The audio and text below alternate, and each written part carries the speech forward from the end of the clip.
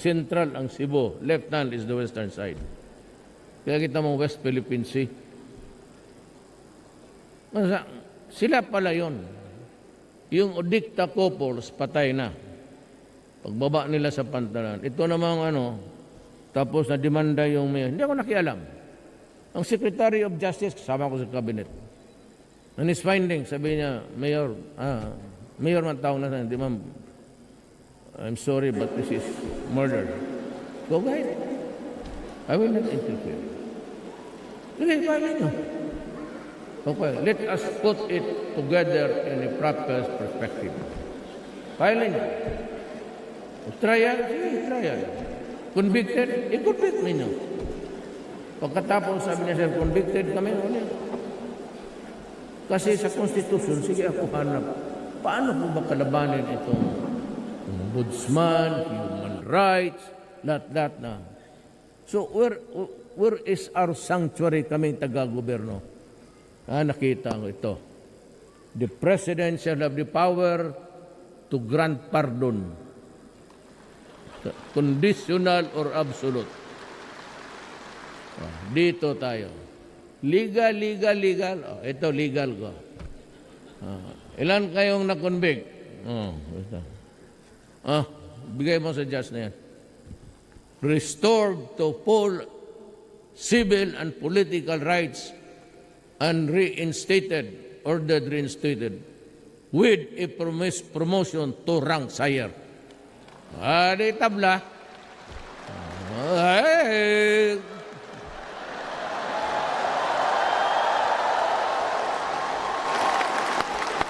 Yan ang maganda sa 75 lang kayo. Maghanap talaga ng lusot. So what's fucking wrong there? You want it legal? I never interfered.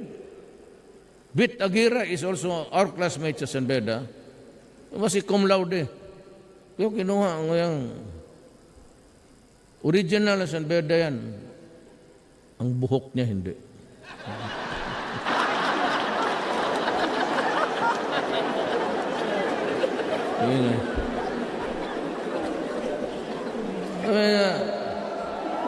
Sinabi ko, Obit, taga Quezon yan, province.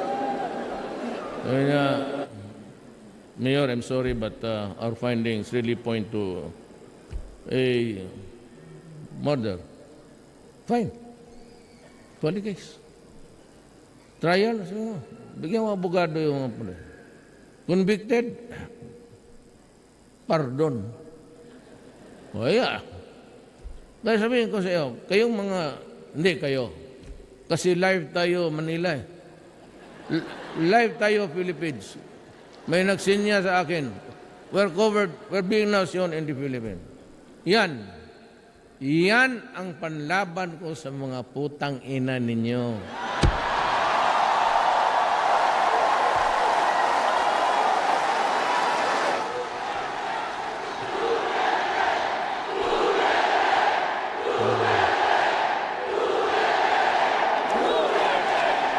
Kaya kung mamatay kayo, sabihin na, total sila makulong, let's say kayo, walang makulong sa amin. At promoted pa yung pumatay sa iyo, gago ka. Droga pa kayo. Habang ako ang presidente, talagang let's say kayo. Masakit talaga sa akin. How can you bear the sight? You are a president, tapos 4 million mga tao, bangag? Talagang magwawala ako. Sabi, human rights, ipakulong ako. Actually, ladies and gentlemen, wag mo akong takutin ng ganun. Fatalist ako na to. If I go to prison, so be it. Wala akong problema. I can rot in jail until eternity. Basta alam ko lang that I did something for my country.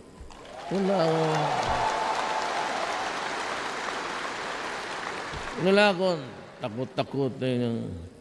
Kaya po, alam mo, believe naman sila dito lahat sa akin. Kasi yung presidente ng, sige siya, sabi ko, you go to hell. Son of a bitch, you go to hell. Tawa sabi niya, ang interpretation naman, son of a bitch talaga saan eh, putang ina ganon. Iniba, son of a whore. Wala ko pakialam kung sinong nanay mo, basta putang ina. You know, the United States, sabihin ko na yun, sanay sila. You have this president who is a libertarian, kuno, but deep in the recesses of his mind, that guy, dumaan na ako ng psychology sa second year high school. He has the deepest of the inferiority complex. He was a libertarian, pero he was encouraging every trouble in this world. Kaya itong mga kaibigan natin, our friends, they invented the Arab Spring. It was the American invention, and they created hell in the Middle East. Ngayon sila papasok-pasok palabas. You can just imagine suggesting that I establish a clinic, tapos may shabu ka ng crazy. Tingnan, they're all. Kaya sabi nila, ikaw lang raw ang ako lang ang, believe yan sila sa akin, kaya ako lang ang nakasabi na you go to hell, you son of a bitch. Tapos, lahat ng, may isa akong cabinet member, sabi niya, galing siya sa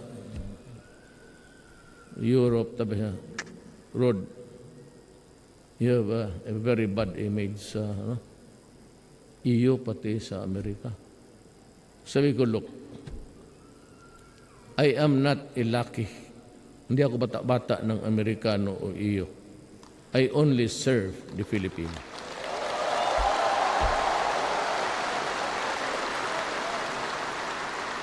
Kaya ngayon, maski yung taxi driver dito, he's your president. He's the guy who bullshit the...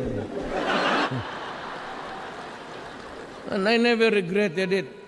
Ako lang daw ang head of state nagsabi ng inang yan.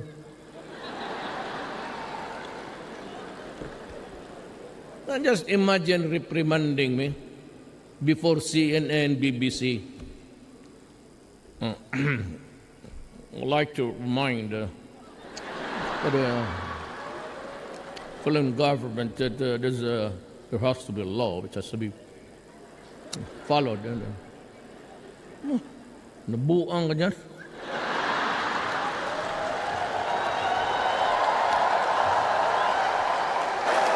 Tignan mo. Di na talo. Obama. Tinawagan ko si President Bush. Kortesiya yan eh. Si Trump. Si Boss, isa pa rin yun. Si Trump. Tinawagan ko si Trump. Sabi ko, Mr. President-elect, this is President Duterte of the Philippines. Yes. I've been expecting your call. I know that you call.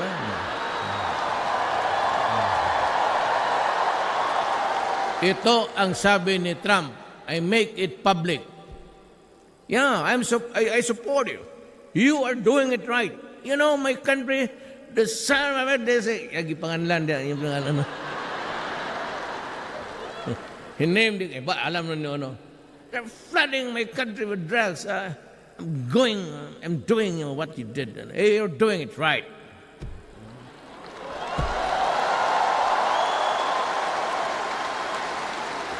Alam mo, si Trump is a realist, a pragmatic thinker. Akala mo lang puro, pareho kami yung pakunwari lang na magbinastos dyan, gano'n, magsalita. Pero, di na alam, Yung si Trump, nag-iisip ng malalim yan.